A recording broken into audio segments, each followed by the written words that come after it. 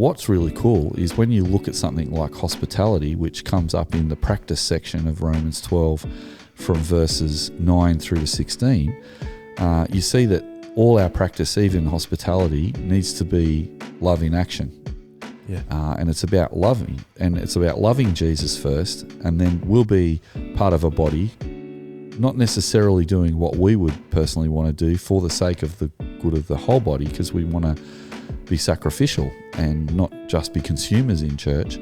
And so that's motivated by love, not by someone telling us to do it. But we love Jesus, so then we have his compassion. So that is meaning that we end up seeing each other as Jesus sees us. That if we're a body of Christ, he is the head and we are the body, and we are devoted to one another in brotherly love in that section. And that means that we're all striving to serve each other. And so what's really lovely there is part of the way to be devoted to one another and love each other is to offer hospitality to everybody.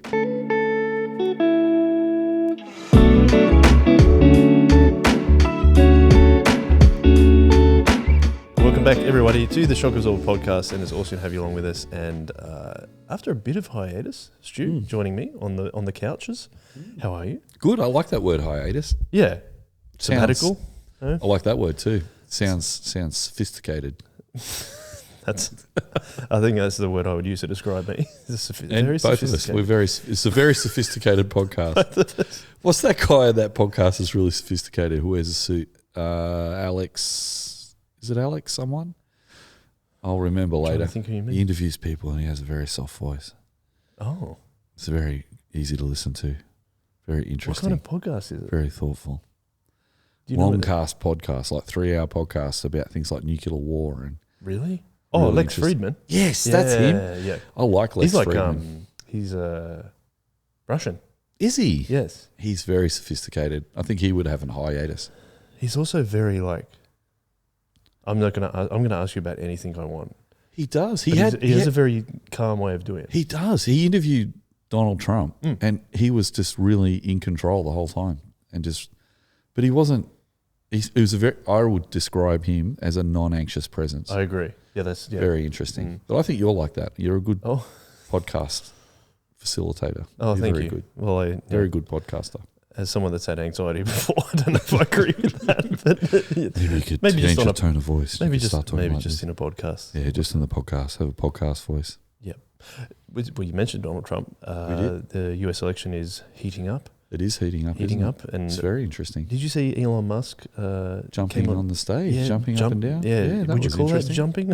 I don't know if that was spontaneous or he thought he might do it. I'm not sure. Yeah, right. Not that we'll never know. But it was different. He looked like he was having a good time. He was. Maybe that's what it was. Maybe he was moshing by himself on the stage.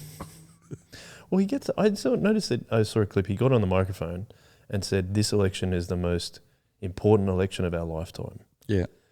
Do you think that I feel like that's a non-anxious presence? I think that's non-anxious. And I'm hearing that from both sides. I think that, the Democrats are saying democracy is under threat if you don't vote for us this election. I've heard some more right-wing commentators say this will be the last election if Donald Trump doesn't get in, because the Democrats will have sewn up some. I don't even know what logic was. Can't remember. I think I tuned out. But there's a lot of inflated language. People are using high modality language in this election again, which seems to be increasingly the way of things in election cycles at the moment. Do you think that's the internet, because things like algorithms and stuff respond to? We had a great chat with Tom on the Chip Lunch podcast earlier this morning, and he talked about how it pushes the algorithm and stuff push everyone to extremes, whether you're not into it at all or you're fully into it. I think it's a good point. I think that's part of it, yeah. And we know how divisive American politics kind of has been for quite a while. It seems to have been for a while. Yeah. Even if the Fox News, right? So Roger, I can't remember his last name. Starts with an A. Starts at Fox News after he lobbied to get a law changed, a law change that determined what was allowed to go on TV. You had to show balance in TV. Got that change and then started Fox News. Did he? And that's not a conspiracy theory. I don't believe so. Okay. please correct me if I'm wrong, anyone who's listening, yeah. but I believe that Roger Ailes, that's his name. what was the law? The law was you had to be unbiased. Yes, in news. And then they got the law changed. So that law was changed in the late 80s. Oh, really? Yep. And then Fox News, once he was out of government, or he chose to move out, he decided to start a conservative news channel. Okay. And then I thought it was Murdoch behind Fox News. Yep. So, but Roger Ailes ran it. Oh, right. That's right. So Rupert Murdoch was the money. Right. Yeah. Roger Ailes was the strategist behind it. Yeah. And I think part of that plays into the extra divisiveness of politics, and then of course the internet just adds fuel to the fire. Very much so. Yeah. I think you can get an app now that looks at all the different media presentations of an issue and shows you what all the left-wing media outlets are saying, what all the right-wing media outlets are saying, and what the centrist positions are saying, so that you can get an overview of what an issue is from the different points of view. I thought that was interesting. I might try and look it up while we're on the podcast. Well, the other thing that is noticeable also with the US election is how much the candidates, Donald Trump and Kamala Harris, are going on podcasts now. Yeah. Fascinating. I've noticed that. So when was Obama's last race? That's 2016 he finished up, didn't he? Yeah, because that's when Trump got in. Then we had Biden, and now it's going to be 2024. Yeah. There was 2 times that... Obama went on, he was on the Bill Simmons podcast, which is a sport podcast. Yep. And he also went on Mark Maron's podcast. And Mark Maron's podcast is they kind of, even Bill Simmons, they're kind of OG podcasters. Like they'd been doing it since 2007 or something like that. Did they have these voices? Were they very considered? Mark, no, not so much. Okay. So Mark Maron is a comedian or former comedian. Okay. And they just started a podcast. Yep. So that's a really popular one. But I don't remember so much. I'm surprised that the political candidates haven't been doing this earlier. So I know that, for example, Bernie Sanders was on Joe Rogan a few years ago. I can't remember exactly. But I'm surprised it took him so long to find that type of media in a way of actually showing the kind of candidate that they are. Robert F. Kennedy also went on Rogan. It was an interesting listen for me. But I'm surprised they didn't see... Because there is that thing of legacy media now kind of taking sides, especially on the cable networks. But then I'm surprised. It's like, if you want people to get to know your candidate as much as possible, why wouldn't you be putting it on a 3-hour podcast? Yeah, yeah. Do you agree with that? Or I think it's a fascinating development. I think I remember the first time it might not have been the first time, but the first time I heard people talking about social media and how elections were going to need to take into account young people, and young people are on Facebook. So I remember the early attempts by political parties to get onto social media, and it seemed to take the form of you need to have a Facebook presence and a profile, and then you need to say things on Facebook, and then when Twitter came along, you need to put stuff on Twitter, and then when it proliferated, it seemed like more left-wing leaning political candidates seemed to be getting onto that social media thing a bit quicker than the Conservatives did. I don't know, that might just be my opinion. But they seem to be a bit clunkier with that. And it looked like in the early days, now people communicate with these platforms. But then no one was doing podcasting. But now podcasting is... When podcasts first came out, I think Apple launched the podcasts, and they had an app on their phone that did podcasts. I might be wrong. They might have just copied it from somewhere else. Through iTunes. That's where it really proliferated. It was through iTunes on the iMacs. But I'm an Apple user, so it might be that I only noticed it when it came onto podcasting app. But I got really excited about it. I remember one of my really dear friends and one of the listeners of the show, Dave Stone Street, and he sent me a podcast of some Christian guy who was just talking, and I remember thinking, wow, this guy's just talking and I'm really interested. And it was like, it wasn't a book, it wasn't like just a short tweet or a comment on Facebook. He's just unpacking stuff, what he thinks. Now, I remember blogging was a big thing. Like, I don't think I hear people calling themselves bloggers much anymore. I'm sure there still is blogging, but I think I don't remember political parties doing much blogging. Maybe they did though, but this new podcast stuff, that it just gave everyone the opportunity to have something to say, and so there was an independence in it. And to this day, I don't know. I still think there seems to be someone can get onto becoming a podcaster and not necessarily have to take a position on things. So it seems like in a world that's more plurified, people are interested in listening to people who aren't necessarily biased one way or the other. So I think people generally are, and people go to podcasts that, the Mamma Mia podcast. I think Mamma Mia, is that right? They're a company. Is it Mamma Mia? Call Her Daddy? Call Her Daddy, that's another one. I wasn't thinking of that one, but that's a good one. They'll have a political kind of slant or whatever, but there's also, I suppose all of them have a political slant, but Joe Rogan's super popular with people on the left and the right, I think, for example. So that's fascinating. So then that's grown in popularity, and then I suppose the political parties are like, we've got to get our message out on Facebook and Instagram and TikTok and all that, and they are doing a lot of TikTok, I think. But now they're also doing these podcasts, which I think I've noticed this election seems to be more than others as well. Do you think that's what's happening? Oh, yeah, I definitely agree. But also in the last 3 weeks, they've just ramped it up, obviously. Right. So I'm wondering if they're thinking, I feel like almost maybe both sides, but I think in particular Trump his team or his strategists have recognised you're not seeming personal enough. An observation, my dad who lives over there is now saying that people are a little bit tired of his inflammatory comments. And so I think that was still working with maybe Joe Biden, or at least strengthening his side of the aisle. But it seems that Kamala coming on is a very different candidate and calling those things into question. So they've gone really hard on calling those things into question that they think is probably not an ideal in a candidate. And so now they've realised, he's not personal, but we're going to lose votes unless we make him more, like we see the softer side of Trump. Well, it's nice to see it return to a bit more civility. It's less flamboyant and it's less inflammatory. And what's interesting, and just on that point, is that a couple of times, and you and I have noticed it, is that I think we probably agree that Trump has not said things that are true. And now people have asked him about it on the podcast, and he's basically he's skirted around. He's never said I lie, but he's basically said I do lie without saying it, like a number of times. And people have been able to challenge him on that. But now I'm wondering, I don't know if that's going to be detrimental to him either, because it's interesting in all the different, how everyone said, it's all video and it's all going to be short, smaller clips.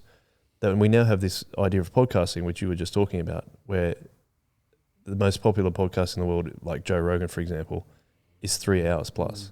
Like people are willing to listen to something for 3 hours, as long as the person on there hosting it and also the guest is authentic. And so they're kind of like, I knew he lied with Trump, but at least he kind of admitted. It changes the perception of the candidate. And obviously it's the same with Kamala as well. Well, people are also asking what is she covering up, or what is she, I've heard people talk about the fact that her side of the aisle was saying Biden was fine. Then he had that shipwreck interview, and then all of a sudden they all just went, this guy can't do the job. And, it was only a few weeks before that, I think, that Kamala was, talking about Joe Biden but not mentioning any issues with him and stuff. So I was somewhere the other day, and I was listening to a conversation between two people, and one was left wing and one was right wing, and both of them were Australians, and both of them can't vote in the US election, but they were quite heated about the whole election and seemed to take it personally when the other person had an opinion. But one person was saying, but Trump lies, and then the other person said, but the Democrats cover things up. And so there's these really interesting polarities between what people think. But then I think you're right. When someone sits down on a podcast, say Trump on Lex Friedman, and even if he doesn't answer the questions, there's more of a long format that just changes. And it might be that he's deliberately changing his persona, because I noticed a difference. I'm like, wow, this doesn't seem competitive at all. Like, he sounds self-reflective, which I hadn't seen. And maybe I haven't seen enough stuff on the media from him, but I think it's hard, isn't it? Because I worry about being manipulated by marketers and commercials and political parties and all that sort of stuff. So you are trying to go what's authentic. So it's clever if they're tapping into that. Maybe we need to be more authentic in a world where there's so much more distrust in what's real, because, you know, with the rise of AI, people are able to put Kamala's voice into an advertisement. And I think Gavin Newsom I think he outlawed one of those ads that had AI Kamala Harris as a parody, where she was saying the opposite of what she thinks or something like that. Oh, but one of the... Did you see that? No, I didn't, but there's ads that are done by the special interest groups. I think they are, yeah. And it's just a quirky thing where they just get someone's voice and they just change what they say, and then they say, oh, it's a parody. But then the California government are like, well, this is kind of what's the edges of parody and real something that will influence what people think the person thinks. So I think we're heading really quickly into a time where it's going to be hard to know what's fake and what's real. So maybe people, you know, with really advanced AI, there's just crazy stuff coming out. I was actually hard to distinguish from reality. Well, that's what's interesting. So, the reason I jumped on what you were saying there was Eric Weinstein, who is kind of like this polymath guy, worked for Peter Thiel, is on podcasts, kind of considered sometimes what they call the intellectual dark web. I read an article by him, and he introduced this concept of kayfabe, which is a shorthand term that involves acknowledging the staged and scripted nature of professional wrestling, as opposed to a competitive sport, despite being presented as authentic. Okay. And so, what do you call it again? Kayfabe. Kayfabe. Kayfabe. Uh-huh. And what I think is interesting, that I think a lot of things that Trump does, as an example, is kayfabe, because he learnt it all because he was very involved in wrestling back at the turn of the century. It's interesting. Have you heard someone say that, or has that occurred to you? You thought that? A bit of both. I think I got that from a Weinstein article, but Weinstein is saying it's both sides.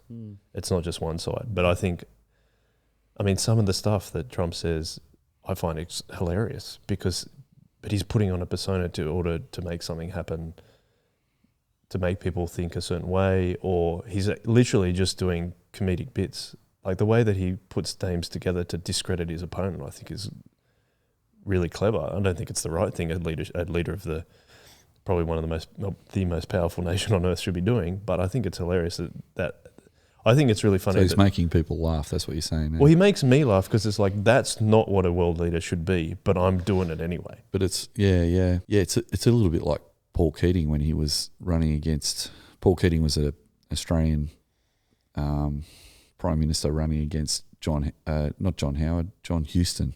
John Huston was the first election, and John Howard was the second election, right? Yeah. So he ran against that first election when he ran against John Huston, and it was a massive issue around GST. Yeah. And the big thing that you had to do is you had to get on the talk shows like 2GB and Talkback Radio. Talkback Radio, yeah. So, it was almost like everyone had to go and talk to Alan Jones. Everyone had to go and talk to John Laws. And they were kind of like the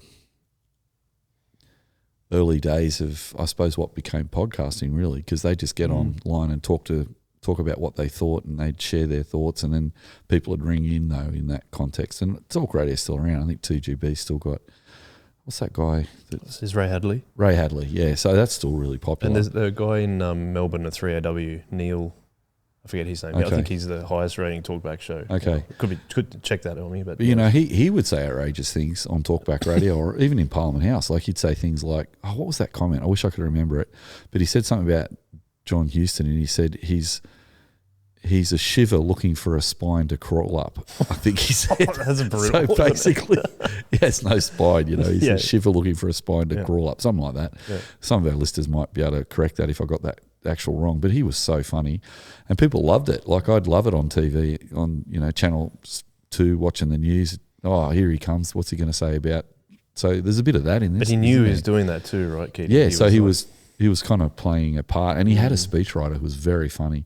And I was actually on a retreat with some pastors this week, and one of the pastors is actually a commentator in Australian cricket, and he met Paul Keating's speechwriter, and they were doing that. Is it Don? Oh, yeah, maybe Don something.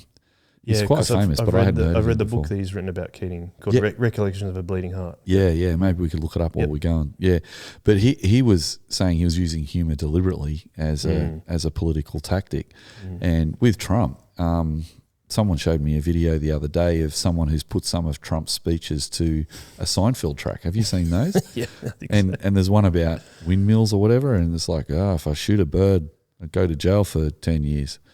No one's allowed to shoot eagles, but if I shot one, I'd go to jail for 10 years. But if an eagle hits one of those windmills, that's okay. Like, there's literally a whole graveyard of birds under those things. Oh, because They go round wind and round. turbines, right? Wind turbines, yeah, and they go round and round and round. And then someone's put the soundtrack of on the back and the canned laughter on it. So little graveyards of birds down the bottom. They turn them off if they kill too many birds.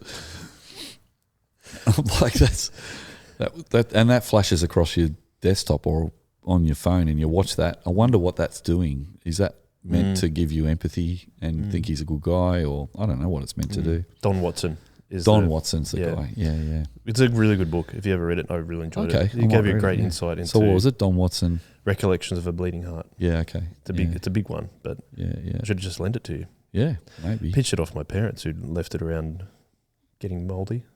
Okay. I'll go camping this year. I might read it for camping. But yeah, come back to the podcasting thing. I think it's interesting that they're going on so many different podcasts, and different podcasts are critiquing what they're saying on the different podcasts. Yeah. And there's a whole heap of stuff that comes out of that. It's like Kamala Harris, she is being criticised early on in the campaign of not attending enough interviews. And then when she did go, there was a criticism that the particular networks of the legacy media she chose to go on were giving her softball interviews. And then she's been going on all these different podcasts. So, and then people having little attack videos they're making and putting on YouTube about how they think she did a good job or a bad job. Like reaction videos. Reaction videos, that's the one. So there's a whole network of it's like an ecosystem of information that never existed before. That now is I wonder if it is taking over the legacy media. I think it is long term. Yeah. Do you? Yeah. Because I think people our age still watch TV. I don't. You don't at all? I don't watch free-to-air TV unless it's a sporting event. Really? Yeah. You wouldn't watch the news? No. Okay. I actually don't read the news. I know that sounds weird, but I'm like, I just can't be bothered. Right. So you just watch YouTube? Or what else? Yeah, YouTube is probably the where biggest. You get your news. Yeah, right. Because and Substack. That's the other one. Which is what you told me about. I haven't got into this yet. Yeah, but that's almost like a new written journalism. Yeah, so some journalists who have been sick of being told to hold a certain line through the legacy media or the newspapers they work for have decided to create their own way of making money. Yep. And that gives them the freedom to be hold to the journalistic integrity they want to. And so they say, pay us $10 a month or $5 a month, and you get it all. Like you get all of it. It's the same as like a Patreon. Yes. But you get all of the news that they're writing. But so the political party's using Substack yet, or? Well, they might be. I don't know. But I think something like that allows a journalist to do the cream of the crop, if you like to say that. It's happening on YouTube too, of creating newsworthy content where I feel like it's it's less biased. So I think that's one of the reasons. Like I don't like to read news anymore. That's interesting. So people might be looking for news that appears to be less biased. Because do you think people are starting to think news is biased? Oh, definitely. Yeah, I think so. Or do they want to not believe that there isn't any bias? Okay. Do they? So I have certain arguments with my dad, because obviously he's older than me, 25 years to be exact. Yeah. And he still holds on to. I think he still holds on to the legacy media more because there's a lot more trust in what he grew up with and was part of his life compared to what we're talking about right now. Is that it's a lot hard to know what's truth or not, especially when you add in AI. So then I find my trusted news sources, but then there's the thing is like, well, are they actually, can they be trusted? And I hope I'm pretty discerning in it, but sometimes I'm not. Maybe sometimes I want to see them speak out against the institutional things that I think that are actually failing as well. Coming right back to the podcast. Yeah. Long form podcasting, surely it can get edited, but if you sit with a guest for 3 hours, you are going to hear what that guest thinks. Yes, less commentary. Yes. more actual questioning of the person and hearing from them. So I'm just going out on a limb here, is could podcasting actually be so popular amongst people that the parties are identifying and won't get onto it because I want to hear from the person, not hear what the news agency says the person is saying. Exactly. I wonder if that's part of it. Well, that's why I'm surprised that they haven't done this earlier. Okay. Because I think, like, as someone who's listened to podcasts since like 2008, 2009, it's like, why wouldn't you want to? Like, I feel, even when I listen to football podcasts, I feel like I'm getting the journalist's real opinion rather than something they're writing in the paper that the editor says, oh, we can't do that, and that the owner has said. Make sure that we have a certain line. Like, you think about even some of the papers that Rupert Murdoch owns, they obviously have a certain line. You think of The Sun, you think of the Daily Telegraph in Australia, News of the World, which has now been shut down, all are similar. It was all written in a similar way. I obviously don't want to read things like that, but I think there's a common view amongst a lot of those legacy media too, don't they? Seem to report a similar angle to each other. Yeah, so you can watch different newses and they all kind of say the same thing. Yeah, and even which someone, in a way is like, if it's true, then they're going to say the truth. But sometimes you look at it and there seems to have a certain angle. And then there's the whole thing of like, you've got to be first, so you have to be first to report it too, because the economic model online in newspapers is the more clicks you get, the more money you're going to make off the advertisers that are on it. It doesn't matter if you're wrong or right, because the news cycle moves so fast, they don't have time to actually apologise for it. So I much prefer long form news now anyway. So there's Breaking Points is the YouTube channel I like, which has one Democrat, one Republican, but they kind of agree with each other about legacy media, which is really cool, and they trash legacy media as well. So I enjoy their perspective. When I want to find out something about the US news, I'll go to them. Similar to Matt Taibbi is another guy online. Glenn Greenwald is another one. He lives in Brazil and still reports on things in the US. I feel like, because they're not beholden. There's no. This is why podcasts are great too, because while people sell podcasts, like Rogan selling his podcast to Spotify for 3 years only for $200 million. Is that why he's on YouTube now as well? That's why he's back on YouTube. Right. Because that contract has ended. Right. That there's at less, like, they're not beholden to anyone. So you could say you're beholden to the advertiser, but you still own your podcast. Like, no one can take it away from you. And I think that's what's cool about it, is that, no one can take Shock Absorber off us. We don't have any advertisers. No. But we get to put out whatever we like. We're right, we're wrong. Sometimes we make good content, sometimes we don't make good content, but it's coming from us and it's who we are. Yeah, exactly. And I think that's interesting, because a lot of people like myself, the reason I like podcasts is I'd like to be informed of what's happening. And there's a certain sense that even though the internet's full of misinformation, there's also a whole heap of stuff I hear off the internet I don't get anywhere else. So I get like the opportunity to hear what a right-wing media broadcaster says and a left-wing media broadcaster says about a Trump rally. But today you can just actually go online if you're interested and hear what the actual people say at the Trump rally. So that's never been available to us before. But what I think kind of bothers me sometimes is it's kind of similar to, I get information from all sources. I'm like, but that's my concern, is that they're still on one side of the argument. Where going back to that kind of law in the US saying you have to have balanced media, I want someone that can pass both points for me together, so I don't get so much influence by one side or the other. That's why I like this Ground News. I looked it up. The app is called Ground News. That it tells you what the left and right emphasise. The bias or not. The bias. Well, I don't know if it goes as far as to say their bias, but maybe. Well, it sort of says they leave things out and they add things if they're in a position to provide a bit of commentary. And some things are more right, some things are more left, and some things are more centre. And the Ground News, I really like it. I think it's a good way to read the newspaper. Yeah, okay.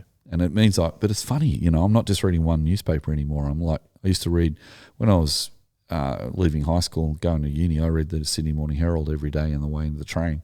Didn't bother with anything else, just Sydney Morning Herald. I was like that when I was a teenager. But I don't just read one thing now. Yeah. I read a few different things because I feel like I need to get a bit of a cross-section. Yeah, which you would have originally got. Well, I probably would have got a different view from the Australian or from from the telly or Telegraph, something like yeah. that. But back in the day, I just like I trust the Sydney Morning Herald. I was the same. But then I think that something changed because I don't even read the Sydney Morning Herald anymore. I don't know exactly what the has same. exactly changed, but I don't read it anymore. Yeah, and I think that's the legacy. I did actually write a Substack article on this, but it's like it's a death spiral of the legacy media, I think. So how do you get that Substack? It's Joel McMaster, just use your name. Yeah, just search me on Joel Substack? McMaster on Substack. Okay, Yeah. I'll have a look. You don't have to. It's a little plug. But yeah, it's funny I because heard I someone find it on a long interesting. form podcast actually say, "Oh, did you write that in your Substack?" Yeah, and I thought they were plugging it, so Oh, well, there you thought go, I might give you a guys. plug. Yeah. There you go. Have a click on that. Just before we get on to where we're kind of heading with the Shock Absorber Yep. in the next couple of months. Yep. You've been on holidays Yes. to Europe. Yes. Tell us 2 highlights. So because it's annoying when you come back and everyone's like, "How's your trip?" And you're like, "I got to run through everything." I want tell us your favourite parts. Well, one of my favourite parts, it was a road trip, which I love a road trip. Yeah. So we drove 3,500 kilometres at least, Nice. probably more, through 8 countries. So I got to go into countries I've never been to before. And the highlight for me was going particularly into Eastern European countries and getting to be able to talk to people who lived under the Iron Curtain. I met a guy my age, and he was talking to me about his favourite band in the 80s was AC/DC, and the only way he could listen to AC/DC was on radio that he had to hide, that he wasn't allowed to listen to it or something. Radio kind of thing? I don't know, because that's what he said. They used to have those radio stations that you weren't supposed to be able to tune into. Right. Anyway, he just longed for an AC/DC record. So I said, "What did you do when the wall came down?" He said, I went to the West and I bought an AC/DC record. Wow. And I was like, wow, okay, cool. So that was fun, talking to people who have grown up with a different experience. I got a real impression of communism that, like, it was hardcore, like really sad, a lot of hard stuff. In Prague, I went to a museum called the Museum of Communism, and in there they said that the Czechoslovakian communist government took all the farms off 444,000 farmers, just took their land, and they said, okay, it's ours now, and moved 44,000 people off their land, something like that. So a lot of people just got moved off their land.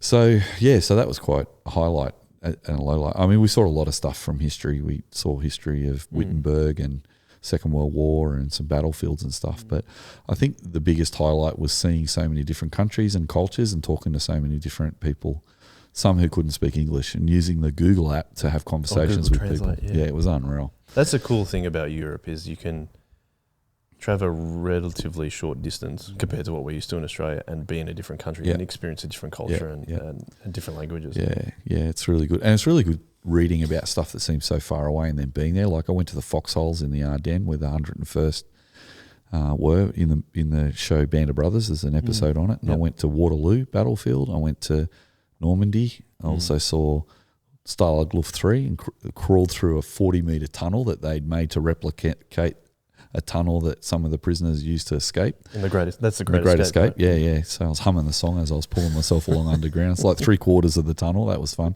Everyone was laughing at me because they didn't think I'd fit in the tunnel. But I got to the other end, and then I opened the lid, and it had been raining, and there was about a litre of water poured down on top of me. That was so funny. But that was good. Yeah, I had a great time. So went with Lou and 2 of our friends, Tim and Jen, and we had a lovely time. That's lovely. Well, we're very cool. All right, so a preview of where we're going with the Shock Absorber. I'm excited. So we put out a poll on YouTube, and we had a humongous amount of response. I was surprised. The response was huge. I was surprised. 6 votes. But we appreciate those 6 people. It's authentic. Yes, it is authentic. That's right. Well, we appreciate them responding, those 6 people. Yeah. A couple of questions that we put out there is like, where would you like us to go? But I think we're going to answer them all, but we're going to go with the first one we're going to record first is the one we got the most votes for, 3. But the first one is, how does Soul Revival do meals for 400 plus people each weekend? Yep. Then we also said, what does the Bible say about friendship? Yep. How can young and old people serve together? And what to do when young people move away from church? Or why do they? Or why do they? Yeah.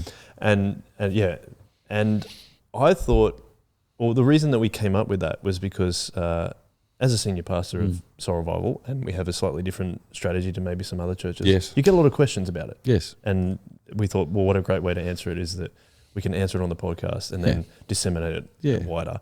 To people who are interested. Yeah, exactly. And also people who are listeners, if your friends go, we're interested in doing a dinner, for example, at church. Yeah.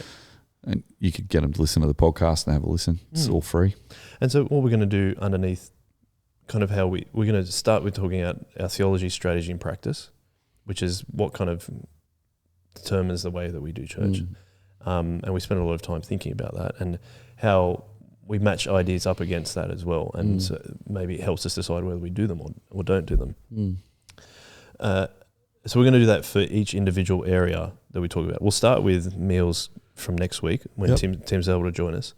But I thought let's, as an overview, and a preview, why would it be important to kind of discuss that theology, strategy and practice again, which people have heard us talk about before, but I think you've mentioned to me before that sometimes a lot of churches, we agree pretty much on theology. Yes.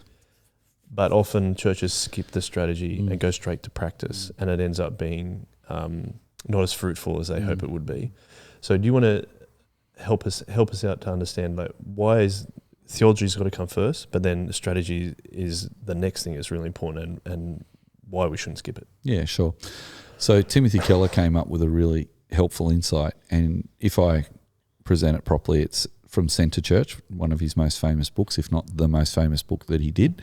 And in Centre Church, he says that, I think it's that book, he says it's interesting when you look at two churches who have the same theology, but they have a different practice. So why is that? Because sometimes they come up with a different strategy of ministry. He didn't use that word, he used some other word to describe it. But he said, churches are keen to know what the Bible says about something. So with something like hospitality, what does the Bible say about hospitality? And then it's interesting, the Bible prescribes the way to live in some ways, but there's some things that aren't prescribed that we're given freedom to express in different contexts in different parts of the world. And that's one of the reasons why I think the Christian church has grown so much, because there's so many ways to apply the teaching of the Bible. So for example, there could be an evangelical church in Africa and an evangelical church in Sydney, Australia, that believe the same thing but do some different practices because of their context. So if people in Africa, in an African context in some parts of Africa or parts of the world, take 3 hours to walk to church, if you got to walk 3 hours to get to church, you don't want to have a 1 hour church service and a cup of tea and then walk home. You'd be feeling a bit ripped off. So the big investment in walking means let's have a 3 hour service and then let's have a big feed afterwards, and then we might walk home after that. So church might go for a long time. So the theology that's taught in that church service and the preaching is the same as what happens in Sydney, but here you've got a 3 hour service and in Sydney you've only got a 1 hour service. Well, the strategy in Africa is that because people walk 3 hours, let's spend more time together.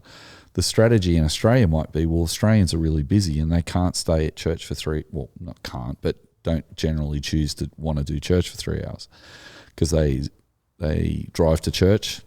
They like a sharp, short service, 1 hour, coffee, tea, go home. So there you've got an example of different practices with the same theology.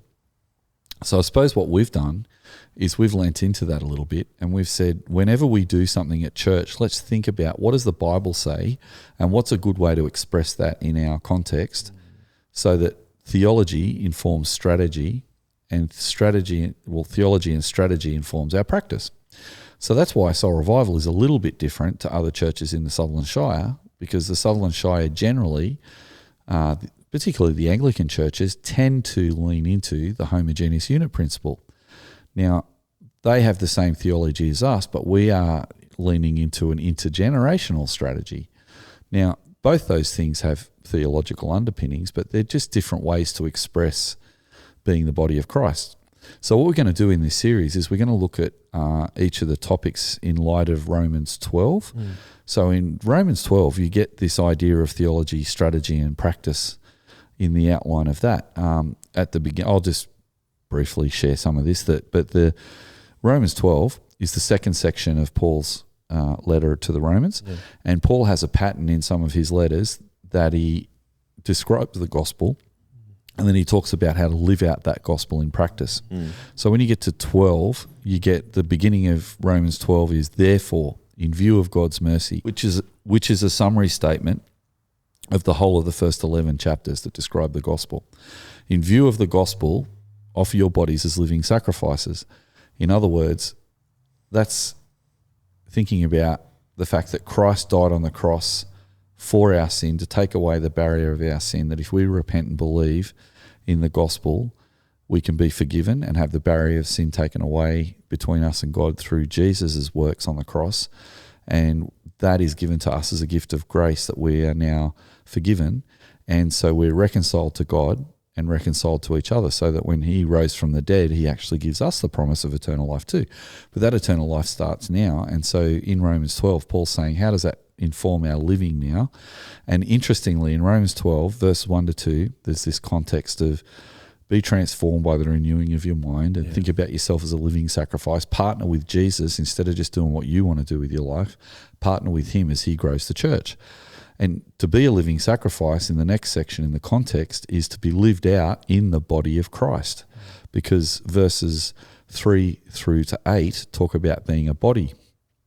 Now, as a body of Christ, it doesn't say in Romans 12 exactly how to express that every Sunday at church. So different churches express that body differently. So some people have the body in a homogeneous unit principle where they say, let's put our elders together in a traditional service in the morning, have a contemporary family service for the families, and then have a youth service for the youth. That's how it's expressed. So the practice on Sunday looks different to a church that says, oh, well, if we're a body, let's all be together and try and bring services together that anyone can go to. And that's what we do. And that's our practice. So what's really cool is when you look at something like hospitality, which comes up in the practice section of Romans 12 from verses 9 through to 16, you see that all our practice, even hospitality, needs to be love in action. And it's about loving, and it's about loving Jesus first, and then we'll be part of a body, not necessarily doing what we would personally want to do for the sake of the good of the whole body, because we want to be sacrificial and not just be consumers in church. And so that's motivated by love, not by someone telling us to do it. But we love Jesus, so then we have his compassion. So that is meaning that we end up seeing each other as Jesus sees us. That if we're a body of Christ, he is the head and we are the body, and we are devoted to one another in brotherly love in that section. And that means that we're all striving to serve each other. And so what's really lovely there is part of the way to be devoted to one another and love each other is to offer hospitality to everybody. Now, if we're going to offer hospitality to everyone, I think that means discipleship and mission. We're going to disciple Christians in the church first, and then together we're going to be on mission to people who aren't Christians. And it actually talks about that explicitly, where Paul says, have a different stance towards enemies even. If someone does wrong to you, leave room for God to take vengeance, and seek to bless those who persecute you, bless rather than curse. That's in verse 19 and 20. Yeah, now Christians can persecute you too, but when, particularly if there's a non-Christian person who's persecuting, and how do you bless a non-Christian? Tell them about Jesus. Or how do you bless someone who's persecuting you? Tell them about Jesus. So then it says, if someone is hungry, offer them if someone is mourning, comfort them. If someone is hungry, offer them something to eat. If someone's thirsty, offer them something to drink. That actually triggers in me a thought of practically serve and help people who need it. But what's the best food you can give someone? Jesus, so that they can feed on him in their heart by faith. What's the best water that you can give someone so they never thirst again, like Jesus said at the well? Living water, which Jesus offers. It's Jesus. So that reminds me of Matthew 22:37-40, where Jesus says, love the Lord your God with all your heart. Love must be sincere. Hate what is evil, cling to what is good, and love your neighbor as yourself. And when you think about it, there's two kinds of neighbours. There's your Christian neighbours who you disciple and be devoted to one another, and non-Christian neighbours who you introduce to Jesus so that they can actually also join the body of Christ as well. So I think if we take a bit of logic like that, we could start next week with offer hospitality. We could bounce out of that and look at some other Bible teaching about food, which when you look at it, the Bible's full of stories about food all the way Jesus back. Jesus has got a lot of food going on. Jesus is always eating with everyone. He's always, Martha and Mary, Martha was preparing food while Jesus was talking to Mary, and she got upset that Mary wasn't helping. What's going on there? We often talk about, make sure you don't just get so busy in your ministry that you don't sit and listen to the Lord. But that's a good point. But also sometimes we miss they were about to have a meal together. Isn't that cool? They're eating all the time. She wanted to do a good job with the food, she wanted to do a good job. I think there's something there. But also, what did Jesus do when he first saw Peter after he rose from the dead? He had a fire and they had a piece of fish and they had something to eat. And there was a lot of theological reason for that, because Jesus wanted to show that his resurrection body was be eating. It's going to be a banquet in heaven. And not to spend too much time, but God made a whole garden for them to enjoy and eat any fruit of the tree off anything except for the knowledge of good and evil. And then you see Abram, when he's visited by an angel, he says, I'm glad you've come. I'm going to make a meal for you. There's food right through the Bible. So what does that mean practically for our expression? Well, it's not dictating that we should eat food every time we have church together, but maybe it encourages us to remember that there's a lot of discipleship and missional benefit from having food. So if we think theologically about our practice, that's the best way to think about it. Because if we're thinking biblically, we're actually taking God's perfect, beautiful, perfect law, and that's influencing our activities. And that's what it says in Romans 1:2-3. Be transformed by the renewing of your mind so that you'll be able to test and approve what God's perfect will is. So it's a really nice thing to think, as we gather as God's people, it's good to meet around the Bible. It's good to pray. It's good to have a sermon. It's good to have the Lord's Supper. It's good to sing. And maybe after the formal part of our gathering, maybe it's a good thing to have a meal, because then new people get to meet people and get to know them better. People get to have young and old, have a chat over a feed. People get to spend more time carrying each other's burdens as a whole. So we can unpack a lot of that stuff when we think about a meal biblically, not just say, it's a chance to have a cup of tea before you go on to the next thing you do. And I think the meals is a really good way of understanding that theology, strategy, practice, because we've got the theological things about the gospel. We say Jesus changes everything. Our strategy, and one of the parts of our strategy is that we have a meal at all of our gatherings. We share the truth and love of Jesus. Yeah. And then the practice is, it doesn't mean it's dinner all the time.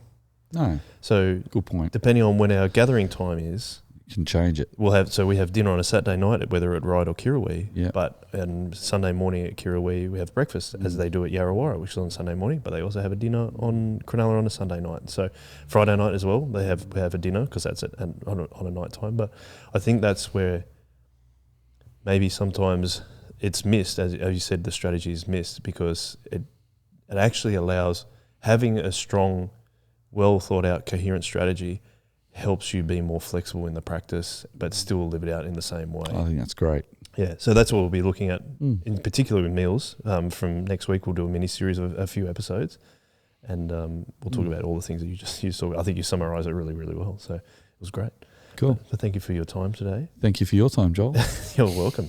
We'll wrap it up for now, but you can email me, joel@shockabsorber.including if you want to know more, if you've got more questions about meals especially, or you can chuck a comment at the bottom of this YouTube video, or just like and subscribe. We can do that. But as always, we finish with a one way, and we'll do that now. But thank you very much for listening. One way. One way.